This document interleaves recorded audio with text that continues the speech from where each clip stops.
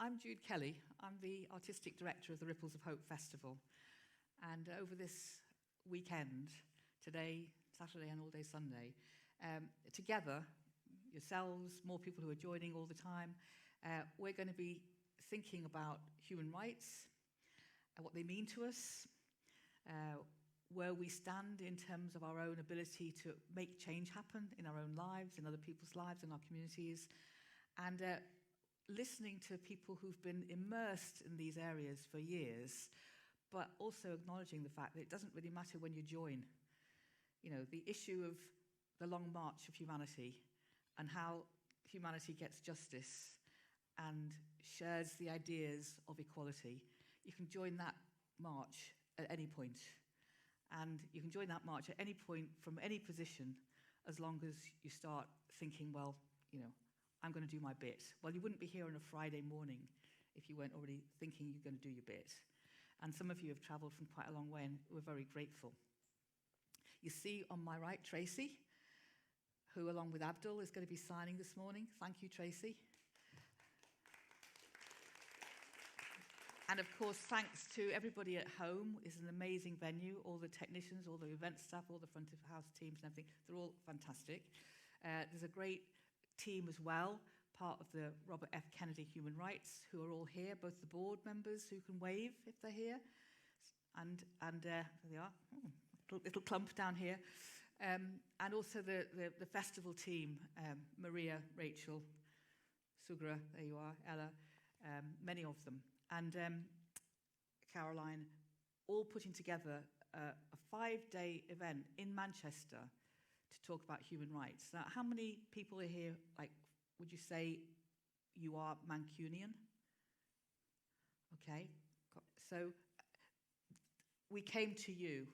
The festival came to you because Mancunians have both a reputation for and the reality of caring about human rights. I mean, that's the history of the city, and it's an amazing history.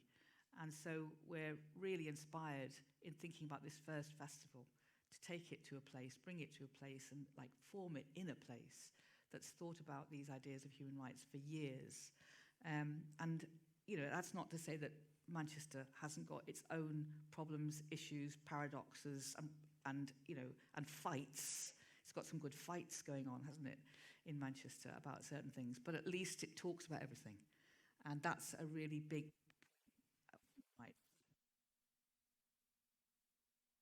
Raise issues without shame or taboo. And this weekend, we hope we'll raise everything there is to raise, and that will be down to you as well, because really it's about what you want to talk about. I've just got a bit of what they call housekeeping. I'm not going to do fire escapes and toilets. I'm assuming that you're on with all of that. Obviously, the festival is very supported by a lot of people. You'll see all the names there, all the people who've given it money. And it's very, very supported, particularly by Manchester City Council, by Greater Manchester Council, and by Home, who are the partner in this. Some of you will go on the peace walks, and some of you will want to be looking at the human libraries, where you have a chance to talk in detail to somebody who, if you like, has personal lived experience of some of the things that are actually quite traumatic to talk about in public. And so if you want to sign up for that, and everything is in your like Friday leaflet. And before we go any further, I'd like to just welcome, is Julia there and Jill? Are you somewhere? Right, so here's Julia and Jill, right? And they are in charge of, outside in the foyer, you'll see a sort of big white board. You can even put your head through like you do at the seaside if you want someone to throw a wet sponge at you. But the purpose is not that. Do you want to just explain what you're doing? Thank you, Jude. So the Ways of Making a Difference wall is a place where we're going to gather all your thoughts, hopes, fears, rants, pledges, any responses you have to what happens over the next few days. We'll be in the foyer, and the young identity poets will be roving around. So, yeah, just please come and see us, and looking forward to the conversations. Okay, so in the foyer, make a mark. I think you used the word rant. I heard that in the middle of it all. So, you know, it doesn't have to just be something fully thought through and cohesive. You know, it can just be blur. But basically, we want the energy of your thoughts. Thanks very much. That's great. I did say as well that this is very much about what you bring to the festival. So I don't know who you are. You don't know who I am. I've told you my name, Jude. But let's just have a think about maybe some of the things that we have in common, some of the things that we have as differences. So I'm going to do something together called Stand If. It's really simple, very unthreatening, I promise you. So could you stand if you have a cat? Okay, and then you're allowed to look at all these people who have cats. Thank you. I could bring the lights up on the audience, actually, so we could see the cat people. Okay, thank you. You sit again. Could you stand if you have a dog? Seeing whether any of these people are the same people. Okay, thank you. Could you stand if you have another kind of pet that I haven't mentioned? Oh, okay, what have you got? A fish. Called? Jake. Jake, excellent name.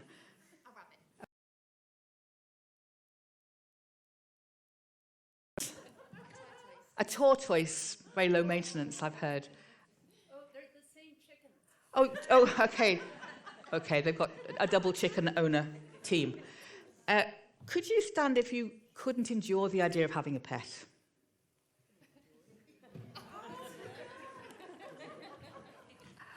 Okay, we don't have to know why, just, these are our differences. Thank you. Could you stand if you're a vegetarian? Could you stay standing if you're a vegetarian and a pet owner? Okay, and stay standing if you're a vegan.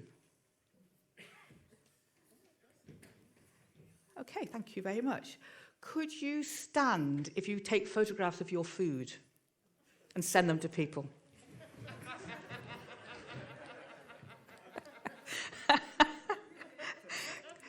Thank you. Could you stand if you think that's a ridiculous idea and you wouldn't dream of it? Is that called prejudice or what? Okay, thank you very much. Could you stand if your grandparents or your great-grandparents were born in another country? Thank you. Would you stand if you were born in another country? Thank you. If you just remembered. Yes, I think that counts, doesn't it? America isn't Britain, am I right? No? It hasn't wanted to be for a very long time. Okay, thank you. So, could you stand if you have ever been bullied or you have bullied?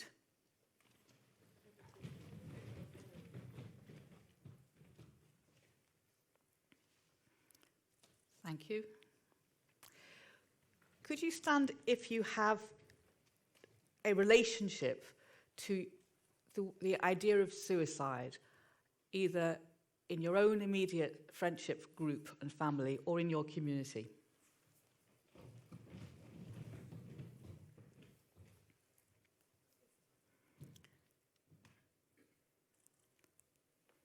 Thank you.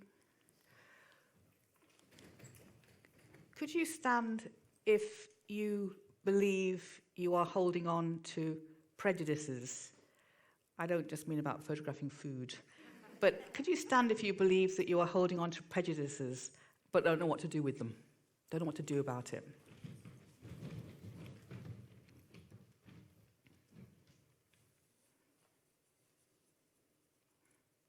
Thank you. Could you stand if you have experience of, amongst your immediate group, friendship group, family, yourself, or your community, an experience of mental health issues? And could you stay standing if you feel that you've got to the stage where you can talk about those things. We're not going to do that now. That's not my point. But do you now feel that you're able, you would talk about those without taboo? I just want to notice that, which is that nobody has sat down. That is a fantastic achievement. Okay, let's sit. One more thing. Do you have within your friendship group, your family, your community, a knowledge of sexual violence? Stand if you do. Can you stay standing if you feel this is something you'd feel free to talk about?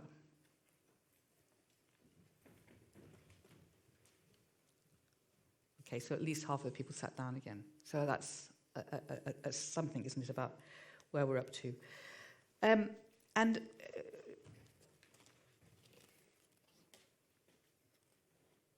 Could you stand if you feel that you have ever had a fear about money, good or bad? And stay standing if you feel it's something that is easy to talk about.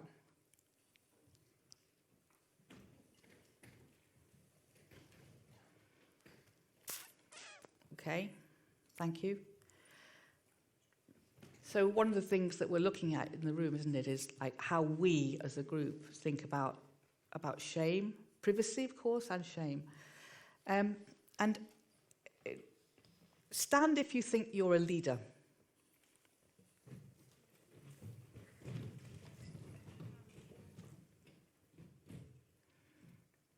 Okay, thank you. Stand if you think you are as kind to yourself as you need to be.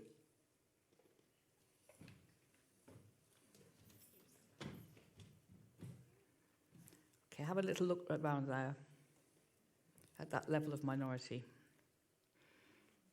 Okay, thank you. So we still don't know what we're all called and where we're all from, but what we do know is that we've got a number of different experiences, life experiences, and a number of things that we're struggling with, or our communities are struggling with. And, you know, that's the point. It isn't just about, like, rights, like legislative rights. It's about how society and we feel we can own the things that we need to deal with and talk about them and share them and ask for help with what's allowed and what's not allowed, who's given permission or not permission, and whether we are kind of kind enough to ourselves to acknowledge that we've got all those struggles going on and that, you know, and that it's okay. I'm going to invite a poet to the stage now, Keisha Thompson, and she's one of our own homegrowns, as it were, Manchester-based. Keisha, please come and join us.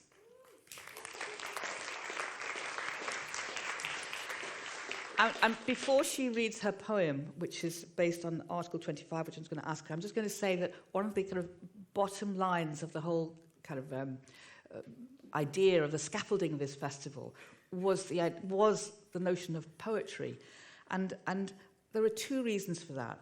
One is because the very phrase, ripples of hope, comes from a statement by Bobby Kennedy himself, which I'm going to read to you, which really encaptures the idea of why we believe in human rights, what hope is for, etc. And it's a very, very poetic statement. Every time a person stands up for an ideal or acts to improve the lot of others or strikes out against injustice, they send forth a tiny ripple of hope.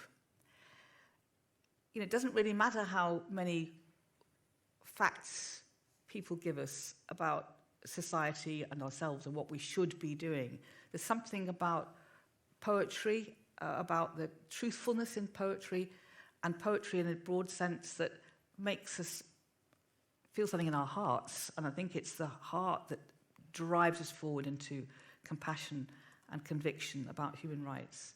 So we decided that one of the key things to this festival, we would ask Simon Armitage, the Poet Laureate, to gather together 30 poets from around the world and ask them to choose a right each and respond to it. And you'll hear all weekend from those different poets. There's extraordinary work they've created, and you're going to hear some of it throughout today, but we're going to start with Keisha. So do you want to just tell us why you chose this one? Hi everyone, good morning. So yeah, the poem that I have written is in response to Article 25, which is to have the right to access to healthcare, to food, to shelter, and to be able to work. I felt like it covered the really basic things that allow us to feel human. So it felt quite important to me to acknowledge something that is so foundational. Yeah. So this piece is called How to Make an Article 25. Ingredients. It starts with a bold notion that it should be written down. Equipment. I often think about the person who invented meringue, their aching arm, legislating a dream. From something different to the translucent, slimy substance before them. A whisk, gavelling hope into soft white peaks. A sweetness in the air. Prep. My mum never writes anything down. She prefers for me to watch her in the act, follow and repeat until it gets into my bones and I secretly take notes, worry about being alone or failing to pass this on. Method. 1. How many times do you lick your fingers before you reach for a pen and paper? 2. Confident that you've come up with something good enough for everyone. 3. A precedent of good taste. 4. A full-bellied declaration for your future guests and your unborn children. 5. An invitation to a never-ending banquet. 6. Clear and concise. 7. A petition of ingredients that you hope everyone can get hold of. 8. A half-stained writ composed on the side of an apron. 9. Something good has happened here. 10. Knowing that you will not be in this kitchen forever, you hope that this meal will outlive you. Alternative suggestions. Please rewrite this recipe in languages I cannot speak, with ingredients I do not know. Spill oil and soapy water and red wine and laughter all over it.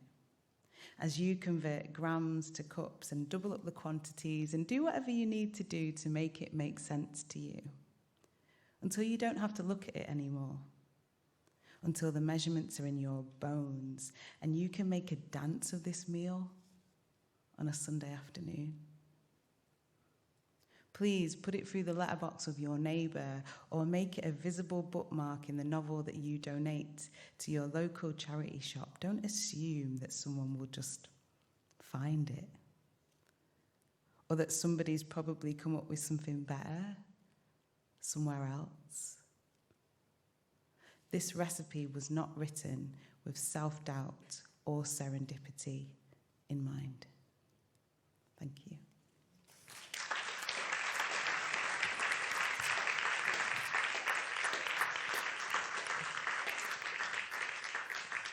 Thank you. I've heard this poem a number of times. I love it so much, and I love the idea that by equating the sort of the joy and the experimentation and the years of redoing it and redoing it and redoing it, you apply that to the idea of human rights, reinvention over and over again, and happiness and passing them forward. I mean, I just think that's such a great metaphor in every way. I mean, you can just nod and go, yes, I'm marvellous. I hope you do. But, but it is an exceptionally exciting idea.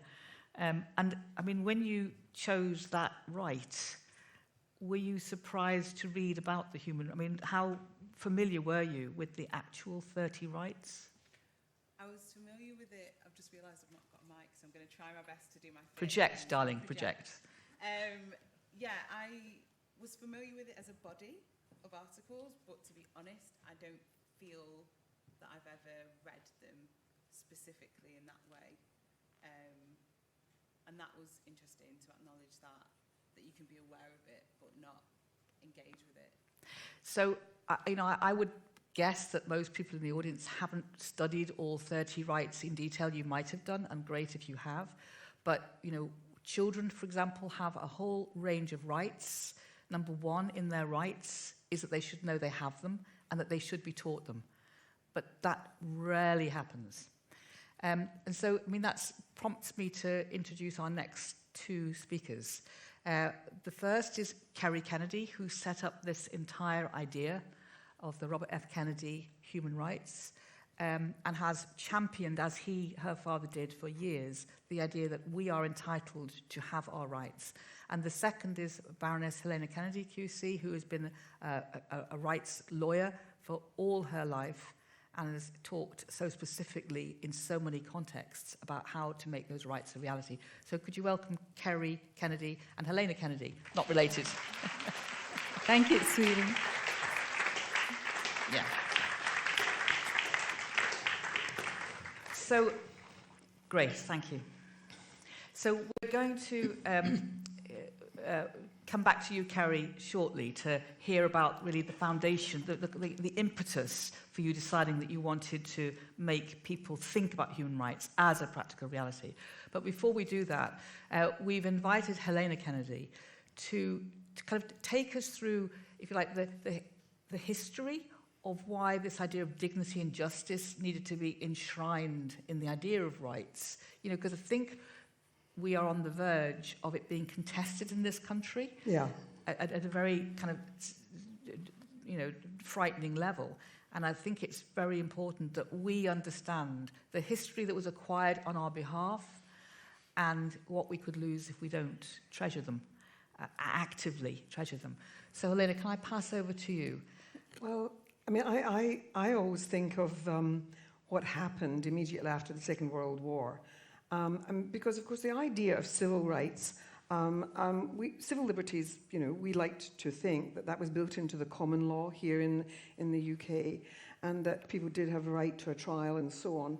But what happened was, after the Second World War and the full horrors of what had taken place in the Holocaust, Eleanor Roosevelt, who's one of my heroines, got together, her own husband had died, but she wanted to address the issue of why did law fail? Why was it that somehow it was possible that people could be sent off to concentration camps without any kind of processes and so on? And even when courts were involved, that judges, in fact, were complicit in some of the most egregious and horrifying crimes against people. And remember, it was Jews, it was gays, it was people of color, it was the Roma, and people who were opponents of Nazism. And so she gathered in her drawing room in an apartment that she had in Washington Square, New York. She convened a gathering of sort of lawyers and old judges and different people from around the world, but who understood law, because she was not a lawyer. And she wanted to say, why can't we have global law that could stop all this happening? And of course, what lawyers said was, in different countries, the law comes out of the roots of those countries. And so to have the trust of people, you have to reckon with that. So what they decided in their discussions was it was far better to create some kind of universal declaration that you got all the nations of the world to sign up to, and that you created a template against which legal systems would be tested. And so the idea was that there would be this universal declaration of human rights, things that should be protected whatever your legal system, and that should inform the way in which courts operated as the underlying values that should inform law. And so that was how they came about, sitting down and creating the Universal Declaration of Human Rights. And let me tell you, when people say to you that human rights are all a Western invention, there were around those tables, there was a Confucian Chinese delegate, there was a Catholics from Latin America, the Soviet Union was represented, where the representative was an atheist who didn't believe that God had anything to play in his life. There were people from the Middle East who were followers of Islam. There was a Hindu at the table. And together they spoke about what are the yearnings of the human spirit that actually people need, in the things that make a difference to people's sense of hope and aspiration and who they are as human beings. And of course, at the heart of that was wanting to be respected as a human being, irrespective of your class or your colour or your religious observance or any of those things that make us different, sexuality or whatever. Nobody should be discriminated against. And that was what the Universal Declaration of Human Rights was doing, was creating that whole sense that there were things that had to be respected around the world if we were going to respect the human dignity of every human being. And that was quite revolutionary. And so I think that you go back, yes, of course, if you historically go back, at different times, and you can go all the way back to sort of Darius, the great Persian commander, actually made commitments to protect prisoners of war and to respect the religion of people that might be captured after wars. And so at different times there were these things that found their way into laws around the world. But it was here bringing all that kind of stuff together to see what makes us human. And then how can we translate that into some way in which we can live together? And I always remember that Eleanor Roosevelt said, this is not just about, your relationship with the state, which was, of course, about civil liberties. This is about our relationships with each other.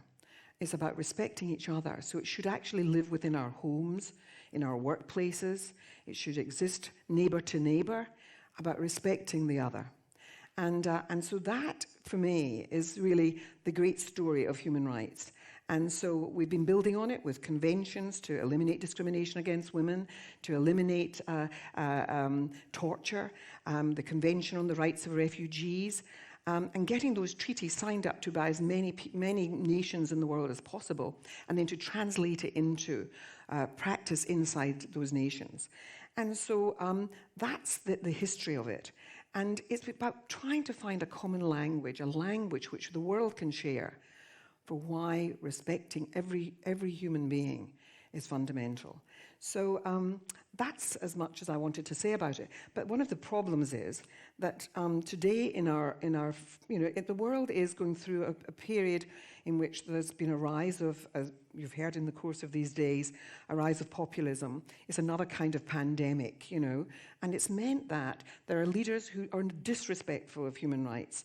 And when you hear people saying, and I really do mean this, when you hear people saying, we just want to reform human rights, it usually doesn't mean improving on them. It usually means going downwards in the availability of human rights.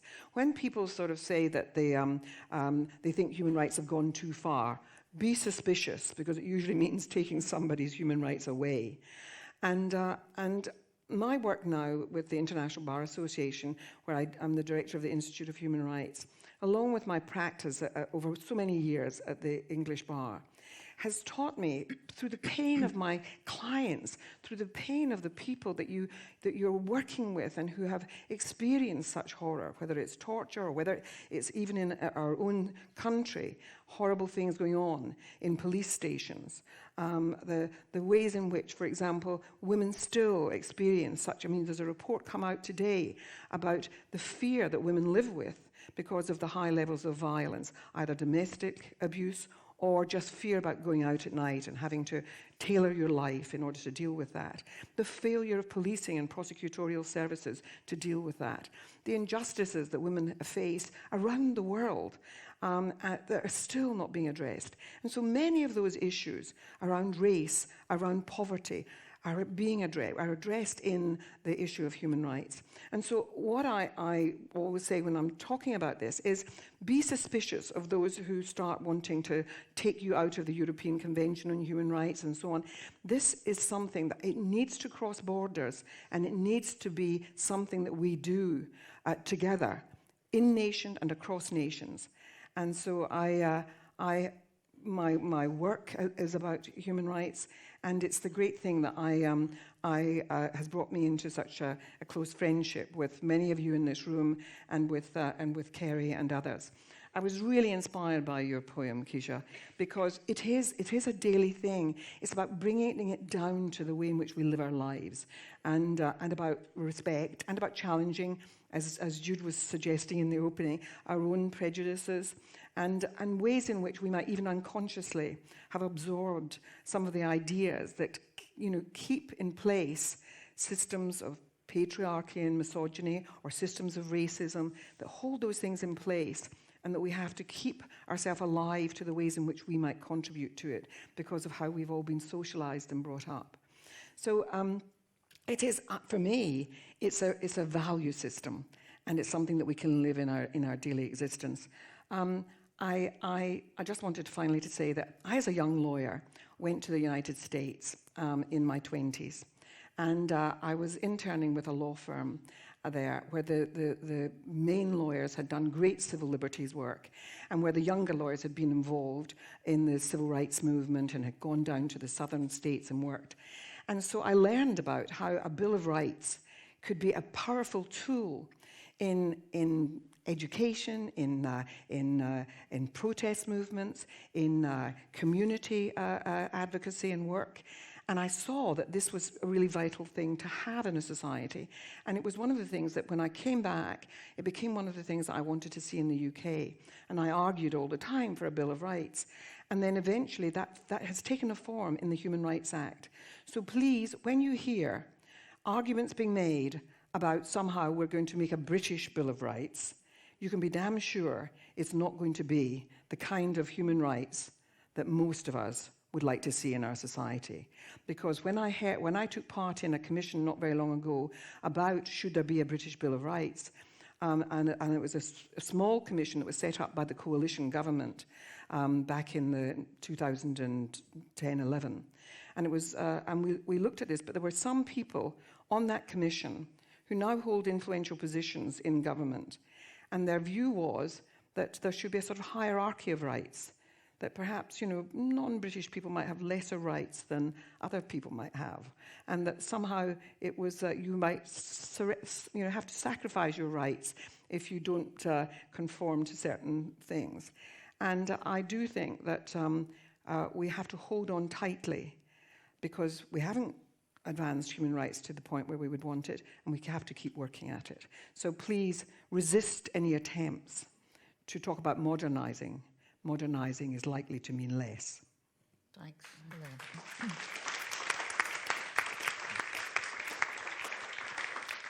So, Kerry, you've made this your life's mission. I mean, your father really articulated for so many people the idea that they were entitled to dignity and they were entitled to justice. And as you said, Helena, Eleanor Roosevelt, propelled this into being, this Declaration of Human Rights, but it was a global idea. So when you picked up the mantle of advancing it, creating the foundation as a family and moving it forward, did you then feel that the world was like heading towards an optimistic place and more people would understand the rights and it would just be enacted? I mean, how optimistic did you feel then, and how do you feel now? Well, first of all, let me just say I'm so thrilled to be with all three of you. Keisha, this poem, which I've now also heard 3 times in the last couple of days, is so incredibly touching and moving. And anyway, I just need to start with that. When I started working on human rights, I was a sophomore in college, and I took a summer internship with Amnesty International in Washington, D.C., and I was documenting abuses committed by U.S. immigration officials against refugees from El Salvador. And I was shocked that this time there was not one newspaper article about the treatment of refugees. I mean, now everybody knows, but at that time it just did not exist, total silence. And I was shocked that my country was treating the most destitute people with such disdain, and I wanted to do something about it. And through working with Amnesty and then learning about Human Rights Watch and others, I learned that I could make a difference. And that really is what propelled me to go to law school and then become a human rights lawyer. And then I was looking for a job, and I was offered a couple of jobs, and then I figured out that if I just started my own part of this organization, I could be the boss. And that's why I did that. Always a good idea. Right. Okay, so what did I think then? At that time, human rights was on the ascendancy, sort of in our culture, at least in the United States. So it felt like a very exciting time, and especially among the people who I was, among my group, there was a great excitement about those issues. And also in my family, it was just such a strong family value. Mm-hmm. So it felt very exciting to me. I think that human rights now is 1,000 million more times people have heard about their rights, know about these issues, know how to assert them, are using them every day. Now it's part of every foreign policy. They have to talk about human rights.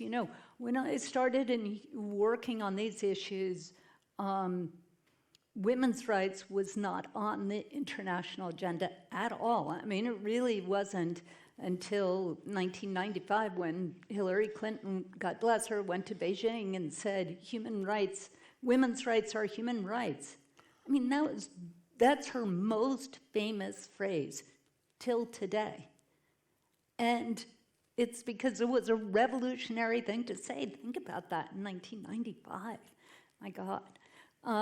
So what I've seen is a real transition, and I think that when I started working in human rights, all of Latin America was under right-wing military dictatorships. Today, there's not one left standing. South Africa was at the height of apartheid.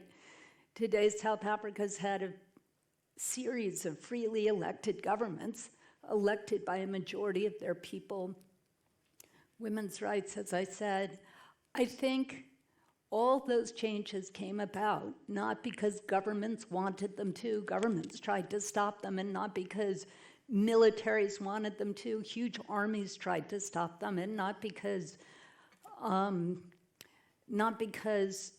big multinational corporations wanted those changes to happen. All those changes happened because small groups of determined people harnessed the dream of freedom, used the Universal Declaration of Human Rights, and fought for change. And they won. And the biggest change and the greatest hope over my lifetime in the world, the biggest revolutionary change is not the iPhone or computers or anything like that. It's the rise of NGOs. Because NGOs say, you don't need government, you don't need corporations, you don't need money, you just need a small group of determined people, and you have the capacity to create change. And that force is now in every country on earth. And that, once you let that out of the bottle, it's never going back in. And that's what's going to bring us more and more freedom and more and more dignity around the world. So I have a great sense of hope going forward. Mm-hmm. That's great. And so, coming back round to you, I mean, here we are, we're 4 women, and we still don't have equal rights. I mean, let's just be blunt. We do not have equal rights still. And you're a younger woman, and you're also a black woman. And so you doubly don't have equal rights, and there's no getting away from it. And that's, you know, one of the things that we need to say, that we've got a lot to do. When you're hearing the jeopardy of the idea of human rights in our own country, but also what Kerry's saying about the fact that on the lips of many, many people, millions of people around the world, they have the knowledge that they have rights. Do you think that that puts the next generation in a better place? If you see me, what do you think we need to feel about owning these rights now? Yeah, I think it's about transparency and constantly educating people to understand what has come before them. That's definitely what's galvanised me as a young person. I'm really grateful that at my primary school we did Black History, and it really gave me a sense of myself in the world. And my parents actually were also really good at teaching me about those kind of things, so I didn't have this kind of horrible experience that I know a lot of people have, where they kind of understand colonialism all of a sudden when they get to teenage years and things like that. I knew about all of that stuff, and it gave me a real sense of ownership and stakes, and not to be complacent, and to understand all of the things that we were talking about, of knowing that it comes from a small group of determined people. And I think that's why it pushed me towards studying philosophy and politics at university, because I just wanted to understand the way that the world works, and the language and the tools and who has power and all of that. And I didn't want to be a politician, which is what I got asked all the time, but I just needed to feel like I could access the world and speak to people on different levels, because I feel that that's where your influence comes from as an individual, just to be able to communicate with other people and see them and understand them and their context and their motivations. And I'm very encouraged by young people that I see, that I work with, because they're educating themselves in a way that I wasn't able to. Like, I only just about stepped into the internet age, because I'm born in '89. But yeah, I speak to like my nephews and my nieces and other young people, and they're reading theory, they know about social movements, they're schooled up, they're having really intellectual conversations very often, and it feeds into their daily lives. They're challenging organisations when they see that they're not being ethical or being environmentally responsible and all of that. So I do feel very encouraged, and I know that it's just about keeping the conversation going. It's, as we were saying with my poem, it's understanding that it's a daily practice. It's joyful, it's not arduous, it's not a side thing. Yeah, and once you kind of understand that and embrace that, then you can, I feel like you have the capacity then to not burn out and not feel like everything's on you. Yeah. So, I mean, that's kind of why we're all here, because regimes fear education. Because the more education you have, the more you think, oh, well, I've got some thoughts, and I'm going to do something with these thoughts. And this weekend and the previous 2 days, we had a great day yesterday with the Speak Truth to Scout Power schools, and we had a day on Wednesday that was about, you know, ethical business.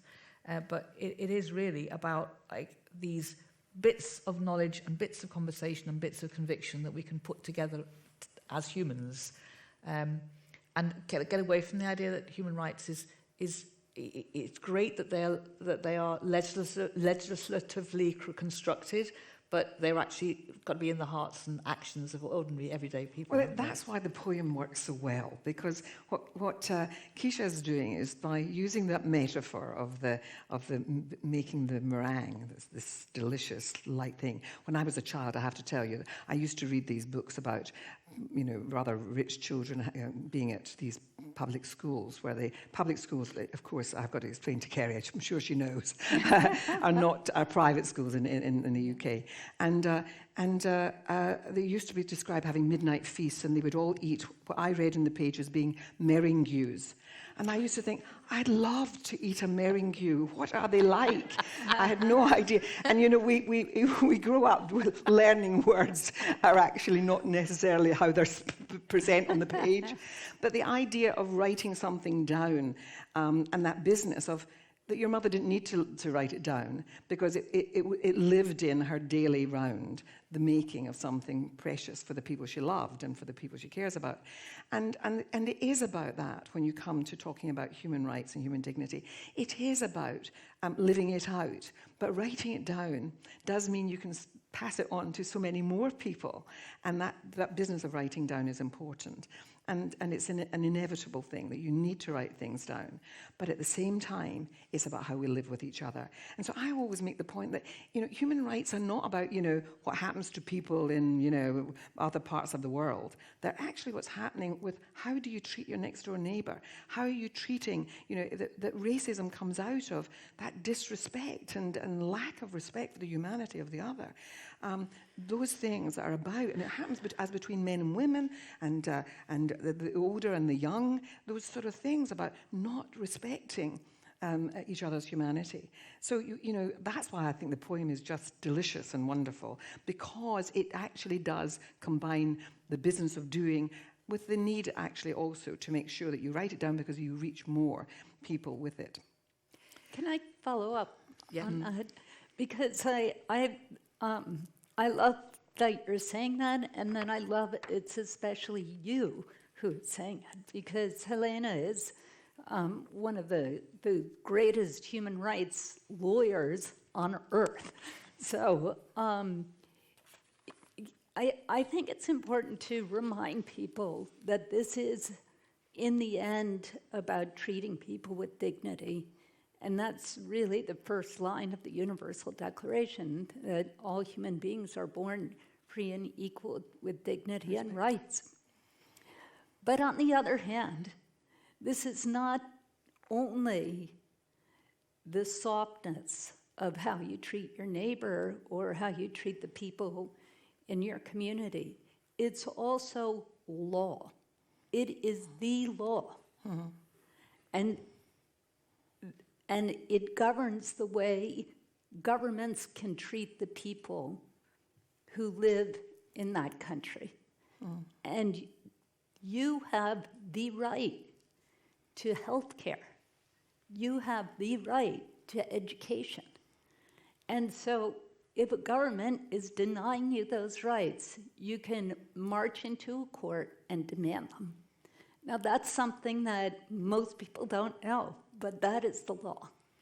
So, and that law is developing, but just the way a policeman cannot come to your house and torture you, that's the law. That's not just, well, we should be nice to each other. So I think it's important that people understand there is... Of course, and it means about, because often people think it's something that's happening in, dungeons in Latin America, and that torture is about putting electrodes on the genitals of somebody. But actually, it's also about coercive interrogation of a horrible kind, of leaving people in darkness, of making people fearful about whether they're ever going to get out. There are other ways in which people can experience cruel and inhumane treatment. And I think that in some ways we have to visit some of this stuff because it was written without women in mind, and women being sexually abused and so on inside circumstances. We've just been involved in a case in the Inter-American Court of Human Rights where a young lesbian woman in Peru was grievously abused in police custody, and it was recognized as being torture and in contravention of Peru's commitments under the Convention on Torture. And so you can bring what it sounds so grand and about torture but down to what happens in police stations in our own countries. Mm. And so we've then become involved in training programs around that kind of thing, and it involves our own policing. But so when I'm talking about, it's also about our lives and our neighbours, it's about letting people know that people often think, this is a whole set of law, at least this is the discussion you get in Britain, is that this is law that is going to be used for terrorists, it's going to be used for people in prison, it's going to be used for all the people that somehow are pushed to the margins, and we're giving rights to, if you like, the unmentionables. But it's just as much about you and me as it is about trying to protect minorities, trying to protect prisoners, trying to protect people. And for example, we've just recently taken legal aid away from lawyers doing work with prisoners and prisoners' rights, and there's no legal aid's not available to do it. So those are erosions of human rights, and yet we aren't busy going to the streets about it. I just wanted to say something about movements, though, around human rights. The civil rights movement in the United States was one of those things. I mean, many of you are much too young to remember this, but you will know about it historically. But in the 60s, that whole business of Martin Luther King and so on, I was at school at the time, and it was very affecting. But it actually also gave rise to the women's movement, then becoming an energy to say, yes, rights, and what about women? It gave rise to the civil rights movement in Northern Ireland, and people saying, well, why is it that Catholics are given less rights in our communities and so on? And I'm afraid then led to a kind of demand for better rights. And so these movements are catching, and it's like the Me Too movement in the United States led to, and the calling out of Harvey Weinstein, led around the world to women saying, and there's a case going on in China just now of a young woman who's challenged somebody who was sexually harassing her. And so those things have caught fire around the world. And the business of, for example, the murder of George Floyd. Yeah, Black Lives Matter. It's rippled around the world and certainly had a huge impact here. So those things actually, movements in one place can have a great impact on other parts of the world. But of course we need good journalism to remind people, and that's why just now in calling out stuff that's happening in Afghanistan, we have to be worried about what's happening to women, but we have to be worried about what's happening to journalists, because you can be damn sure that the Taliban will go after anybody who is going to be writing about this stuff. And we've got to be very concerned about the fact that we know that we're going to see an authoritarian form of governance that is not going to be good for many people. So that's going to be a conversation at 4 o'clock this afternoon that we're going to pick up, that Yasmin Alibay-Brown is going to be chairing. And many of the subjects that we've talked about, we just sort of touched on, are part of the whole day. I think the point about getting this off the ground in this way is to share together the fact that there's so many things we can talk about, and we will. But in the end, it is about us. The laws are there, but we can improve them. But basically, culturally, society has got to make them stick. And that's about it mattering enough to all of us for movements, for voices, etc. And I also want to just thank Tracy's back. Abdul's gone.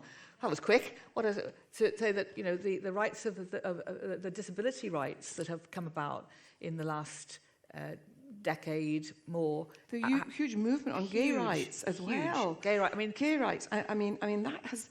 I mean, just think about the incredible sort of speed of change. It's like that business of the end of apartheid in South Africa. It sort of kind of happens, and sometimes an advance is made with speed.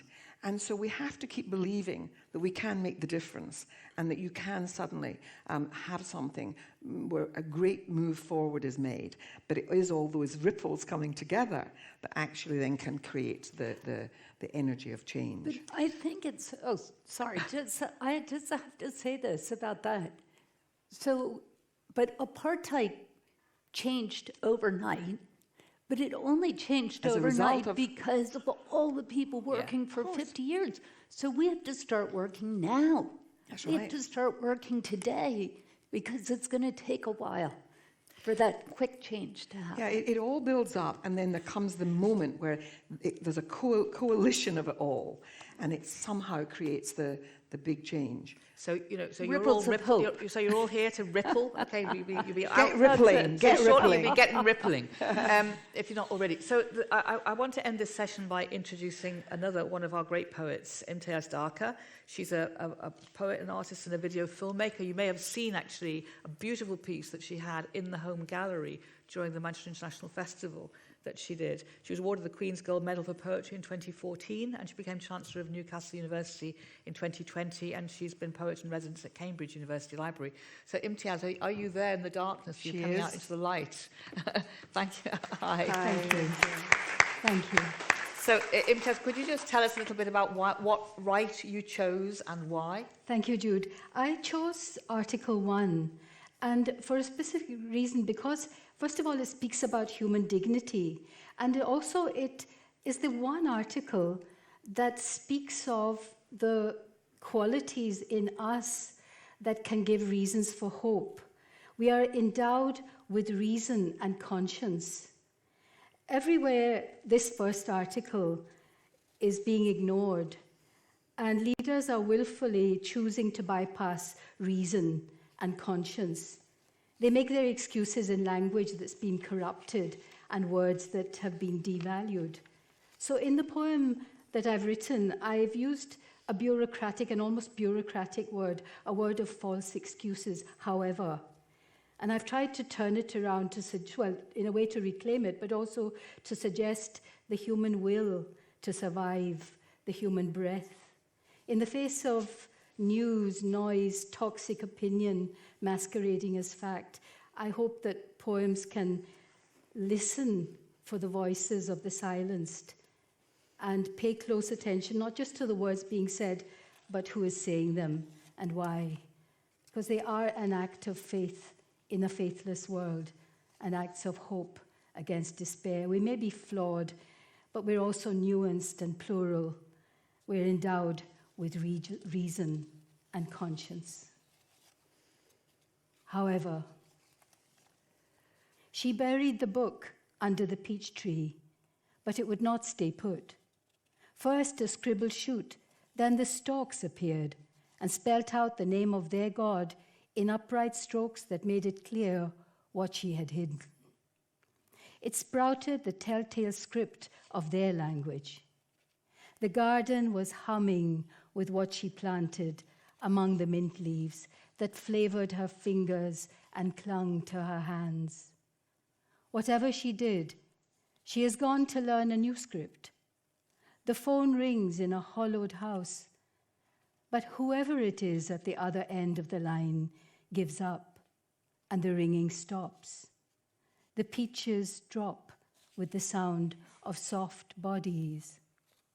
Whoever was taken was due to be processed. Whatever was said or implied, the lie was retracted, the question redirected. There is nothing to see here but a woman reading, nothing to hear but her finger moving on paper. No harm intended. However, it is true the body is broken. However, the eyes are live. The tongue remembers the hint of cumin, peach juice splashed down the chin, the taste of a life before barbed womb, barred door, bared teeth in the jaws of power. However, the breath is butterfly. Thank you. Thank you.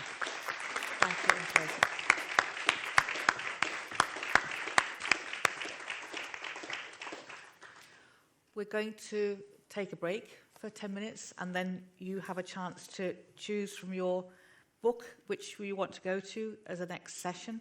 And in the next sessions, we hope that you will then be able to have a chance to talk about some of your ideas and thoughts. Thanks very much to this group for starting us off. Thanks.